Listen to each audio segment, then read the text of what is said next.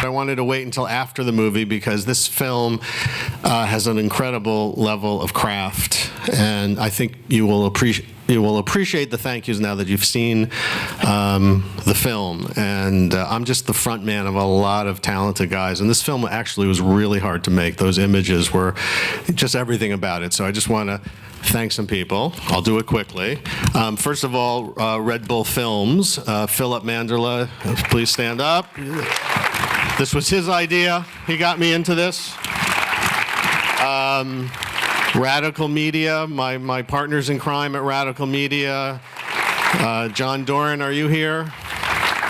John Kamen, everyone at Radical. And then, now I need my glasses, sorry. Producer Dan everyone who worked on the film, stand up really quickly. I'll do this quickly. Dan Wilson, producer. Sam Broadwin, story producer. Bob Richman, who actually was supposed to be here, but now he's not here. He was one of the cinematographers. Cy Christensen, editor. Mike Martin, another cameraman. Eddie O'Connor, sound guy. Tim Young, my assistant. Tom Paul did a great job mixing. Is Tom here? I thought you were supposed to be here. Tim Moyle, assistant editor. Hillary Michonne did all the archival. Everyone at Outpost Digital. And Poor Boys did all the action cinema photography. Johnny Decesare did all that beautiful stuff. Anyway, is Charlie here?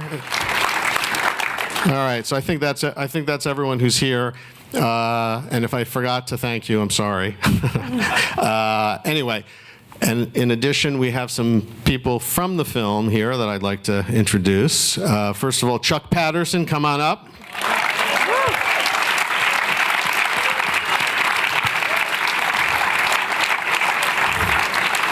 It was really hard having Chuck on the film because on the beach everyone confused the two of us. They always mixed us up. And Robby Naish, of course. Come on up, Robby.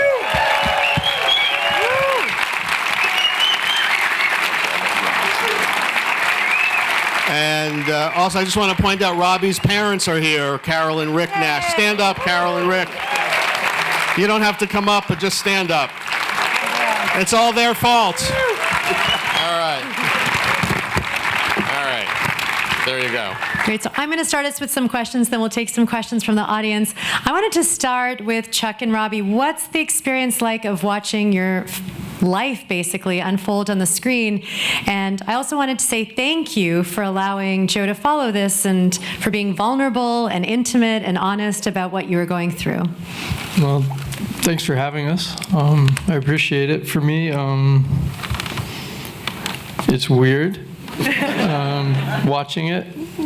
I saw, a very brief edit on my phone once, but I wasn't involved with the editing process or the creative process. That was basically all handed to Joe. Fortunately, it was a very long story getting here, but it's a little nerve-wracking watching, and it was difficult. Wondering what you guys were thinking. I didn't realize that I said the F word that often, and I apologize for that, but we did film this during a fairly challenging period of my life. A bit of background, people had asked me to do a movie for a couple of decades, and I always pushed it back. Didn't really want to do anything retrospective. I've been a guy that's always been trying to look forward and continue evolving myself as an athlete. And I always thought that would get in the way, and I didn't want to look back. And I'm not, maybe it doesn't seem like it seeing that movie, but I'm not the kind of guy that likes to shine the light on myself. I'm not a, hey, look at me kind of guy. Again, it's difficult to stand here and even talk to you having just watched the movie and being here in front of you. It's a little embarrassing. But I finally agreed to do it as long as it wasn't going to be a traditional sports documentary, action porn, saying, look at me, aren't I great? And in the process working with Red Bull Films, fortunately they found Joe, and I was able to look at some of his previous work that hopefully the vast majority of you have seen, and he's an incredibly talented filmmaker. And there was no question that if he would agree to work with me on this, we'd come up with something very different and unexpected, hopefully. And we met in Los Angeles briefly. I flew from Hawaii and he flew from over here. We kind of both seemed to agree that this sounded like a fun project, so off we went. And I don't think either of us had any idea it was going to take 5 years to make the film. You know, my entire career, I never injured myself once. And then, of course, as soon as we turn the cameras on, I go through the 2 only big injuries I've ever had, along with, as you saw there, some fairly large personal hurdles. In the end, I hope it's something that you enjoyed. I hope it's something that people enjoy. It's honest. It is who I am. People say, oh, there's a lot of branding in there. I'm like, yeah, but that's me. That's the reality of it. This hat is on my head most of the time. I'm really proud to be 56 years old and still be a sponsored professional athlete, so it comes with the package. Yeah, I mean, honestly, everyone thinks we put the Red Bull stuff on, but I swear to God, I told him, please don't come to the interview with the Red Bull hat, and he comes with the Red Bull hat. I'm not taking the hat off. He drinks Red Bull morning, noon, and night. I mean, so people think we, might have played. There was zero product placement. In fact, when Philipp started, they don't like it. When Philipp started looking at cuts, he's like, tell those guys not to wear the Red Bull hats, and I'm like, I'm trying to, but they actually like the brand, and anyway, so. So in the end of the day, it was an enjoyable project, though challenging, I think, for everybody, and I hope you liked it. For Joe's sake.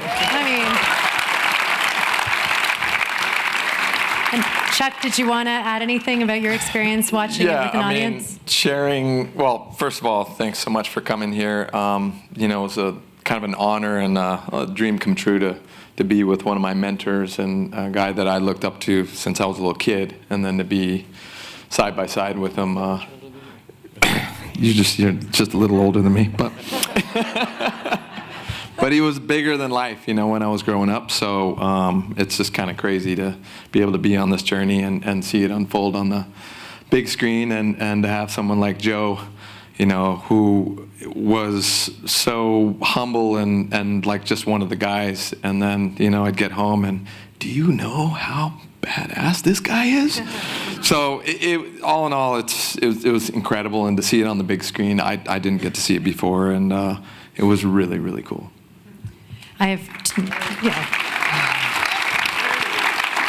have 2 questions for you, Joe. The first one, did you ever get on a board? Actually, Robby gave me a stand-up paddleboard, and I'm proud to say I'm not good, but I got up. And you made it here. And I made it here. And, that's, I think, what I love about making this film, and what I love about making films, is you get to drop into these worlds that you would normally never get to experience. And when we first chatted, I was very honest with Red Bull, too. I said, look, I know nothing. I'm not a sports guy. I know nothing about surfing. I didn't even know who Robby was. Are you sure I'm the right guy? There's people like Stacy Peralta who did Riding Giants, and a lot of great filmmakers out there who know this world. And I think Robby took a shine to my honesty, where I said, look, I'd love to learn, but I really know nothing about what you do. And I think that gave it kind of a fresh perspective. And for me, it just was a very eye-opening experience to really understand this sport and just how dedicated these guys are and how hard it is. So it was really fun for me, actually. And you alluded a little bit to this in your intro. You've made films about very different subject matter, much heavier subject matter. So what was part of the appeal of plunging into this whole surf world? On the one hand, this film feels very different, you could say, but in my filmography, every couple of years, there is cultural, I did a film about Tony Robbins, about Metallica, about Paul Simon. After 2 or 3 projects of exploring seriously dark subjects, usually with a social justice bent and a purpose, but I need a palate cleanser, and the dark films, really are about the depth of human badness often, or perceptions of badness. And once in a while, it's nice to make a film about human achievement. So I think all of those kind of fall into that. And I think Robby, as an example of just pure dedication and achievement, and so humble about it. And I mean, that was when we first met. He was actually very reluctant to do the film, and I think I said the right things to make him be a little more open to it. But he kind of flew to L.A. He's a sponsored athlete by Red Bull, and he's very loyal, and so Red Bull said, "Go meet with this guy. We want to make a film." But I think when he sat down to talk about the film, I felt this extreme reluctance, like he kind of doesn't really want to do it. And to me, that's always the best kind of subject, the reluctant subjects, because if you dig, there's a great story to tell. And so for all those reasons, I just kind of signed on. Let's take some questions from the audience, because New Yorkers are very curious. They're always curious, right there all the way in the back row. And I'll repeat the question. Foiling jaws, sub or surf. Have you done it? And if not, why not? Maybe you repeat that question. Foiling jaws? I have not done it. I'm not going to do it. Kai has tow foiled, not sup or surf, but towing on small days. And then I'm sure he'll be out there this winter on a bigger day, foiling it a little on the shoulder, not necessarily right in the bowl. But guys will be doing it. But certainly the best way to do it when it's big is towing with a jet ski. You're not going to see guys paddling in prone, lay down surfing with a foil.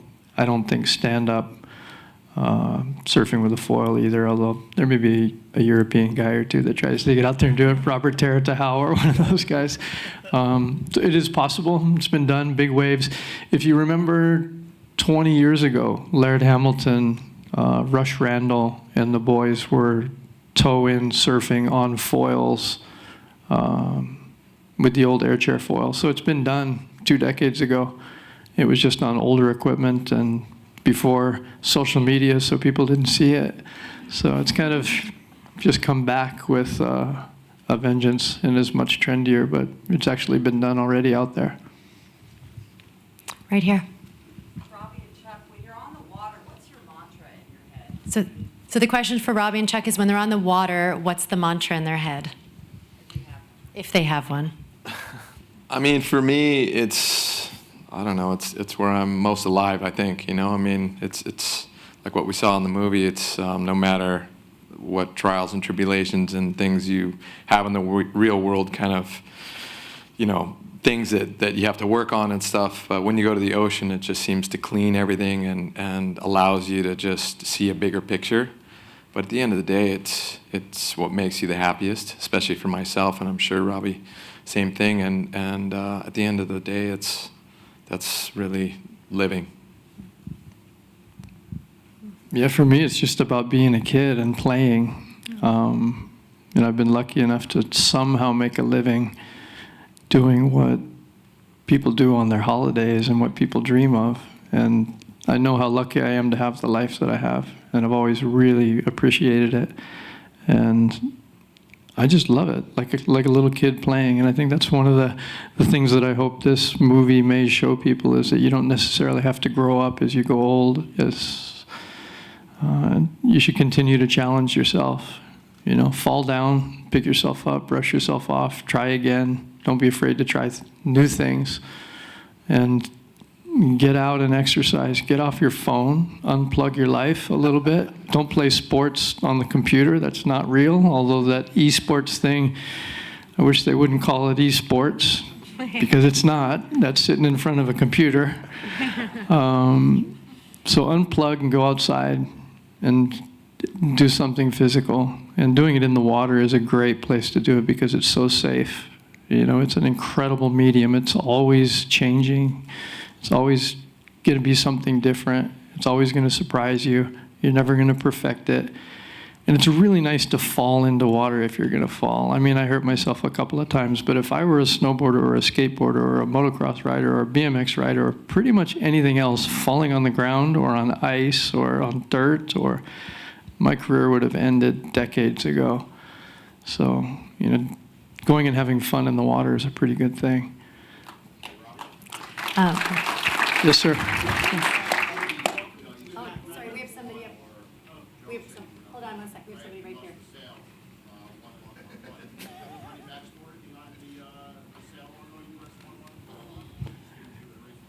The story behind my sail number US 1111, watching Pietro Porcella in the film, he came up with a pretty good thing, winning this and winning that. No, it was when I was first starting professional riding, I was just number one. I just had a 1 on my sail because it was easy to make with tape. You didn't have to buy numbers. I wasn't going to go buy an 8 or a 44 or anything. I was cheap. My mom always said, yeah, he doesn't necessarily have the first nickel he earned, but he probably knows where he spent it. And we competed 1981, 1982 without an organized world tour, and I was just number 1 through those years. And there was finally in 1983 an organized world windsurfing tour that was formed, and you had to have US or your country code G or E or wherever you came from and a number, up to 4 numbers. And there was a guy named Ken Winner that I had been competing against for years that was already US 1. And so I went to the first tour event, and they said, oh, you have to have a country code in front of your number. I was like, I don't want to be US 2 or US 4 or US 99, and I only have tape to make my numbers out of. So how many numbers can you have? 4. Okay, I'm going to be US 1111 because it looks cool and it's easy to make. So that was the only story behind it. So there was no reason. Over here, yes. Hi, welcome to Manhattan Island. Thank you. Welcome to this island. I have a comment. Robby, your shop in Kailua is amazing. The history there, I've walked through there. Total awe. I wish it was in the film because I think it's so cool. The music, I think your brother is playing with Randall. They're all just great. My question to you guys, the 2 surfers, Robby and Chuck, is what's the most unusual craft you've seen out surfing when, like, say, social media isn't out there prior to lots of documentation, like, besides, like, outer canoes or surf skis or something totally weird? Elucidate. So what's the most unusual craft they've seen while they're out surfing? Yeah, it's places you guys go. Like in the waves or just in the water? In the waves, like in action, people trying stuff out, like not maybe with a brand, but just something. Okay. His question was, in all of our years out in the water, what's the craziest thing that we've seen out in the water being tried through the years? I don't know. I've seen a lot of pretty crazy stuff. A lot more in the old days, like in the 70s and 80s when people would try all kinds of crazy stuff. Like we tried some really odd hydrofoil windsurfers in the early days that, with big arms that stuck out and but I don't know. I couldn't tell you what the craziest is. Chuck probably could. He's got a clearer head than me because he's so young. Thank you, Robby. Yeah, actually, I think one of the craziest things I did see was Rush Randall. That whole strap crew, was always changing different things, trying, testing, just the craziest things, but it wasn't really crazy to them. But Rush Randall, phenomenal waterman and incredible sailor, had this tow board that he had made, and then he had these huge airplane wings that were made out of fiberglass that I think, on both sides of the board that looked like a jet. And I mean, it looked ridiculous, but he was very adamant that this is going to work. And so we towed him in, into a small wave on a pretty, like a Kona wind day, which was an offshore windy day. And the minute he started going down the wave face, and we're looking back and going, he's going to eat shit for sure, And we turn around, and suddenly, to our surprise, he was, 20 feet in the air, like riding a Bronco and just trying to go. And we were telling him, let go of the rope, because we really wanted to see him blow up. And sure enough, he did, and the thing just disintegrated when he hit. But it was the raddest thing I've seen because it was something, out of a movie or whatever. But to have that out of the box thinking of trying different things that if you wrote it on paper, it just looked ridiculous. But those guys did it, and I mean, look at Robby and all the different sports that he was at the forefront. Without that kind of thinking, I think most of us would get bored. And for me, it's always been something that accelerated my love for the ocean and always trying something new and being a kid, do those things and not be afraid to fail and just keep charging. So, pretty cool. There's so many interested people, but that's all the time we have. I do want to say one thing. You are the very first audience in the world to see this film, which is exciting. And there was such a strong demand for it that we've actually created an encore screening tomorrow night. So if you want to see it again and dissect all the moves, please come back. Tomorrow night it's playing at 9:55 p.m. at Cinepolis Chelsea, which is right across the street. Thank you so very much for coming to Doc NYC. And my biggest thanks, of course, to Robby, Chuck, and Joe. Thank you. Thank you to Doc NYC. Thank you. Thank you all again for coming. We really, really, really appreciate it. So thanks for your support. I was really afraid I was going to come and there were going to be like 10 people in the theater. And 8 of them were going to be my family and Chuck. So thank you very much. Thank you.